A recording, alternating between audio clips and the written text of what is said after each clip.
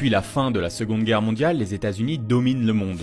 Avec les accords de Bretton Woods en 1944, le dollar devient la base de tout le système monétaire international. Pour faire simple, il a été décidé à Bretton Woods que toutes les monnaies internationales seraient rattachées au dollar et le dollar, lui, serait rattaché à de l'or conservé dans des coffres aux États-Unis.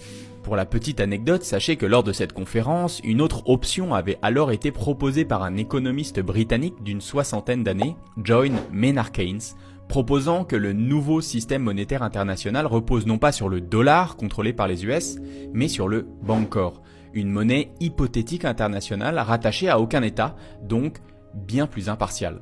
Malgré ce que peuvent dire beaucoup de critiques, Keynes n'aurait peut-être pas été si hostile que ça contre Bitcoin. Continuons. Après son importante contribution à la victoire sur l'Allemagne nazie, les États-Unis ne pouvaient se voir refuser quoi que ce soit. La communauté internationale a donc accepté de reconstruire l'économie mondiale en utilisant le dollar comme fondation.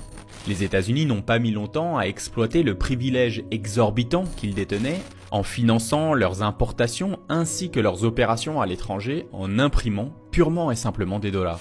Un certain nombre de pays ont rapidement découvert l'asymétrie du système et ont bien évidemment voulu récupérer leur or.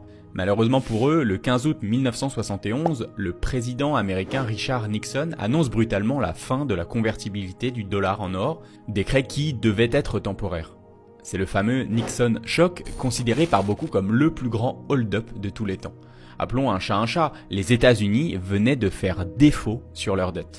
Mais le coup de maître des Américains arrive quelques années plus tard, avec l'invention du pétrodollar. En 1974, Henry Kissinger, alors secrétaire d'État des États-Unis sous Nixon, pousse l'Arabie Saoudite à convaincre les pays membres de l'OPEC, donc l'organisation des pays exportateurs de pétrole, de vendre leur or noir en dollars et de réinvestir cet argent dans les bons du Trésor américain. En échange, ils pouvaient compter sur le soutien de l'armée américaine en cas de pépin. Ce n'était pas la première fois que les US et l'Arabie Saoudite s'unissaient pour atteindre leurs buts respectifs. En 1945,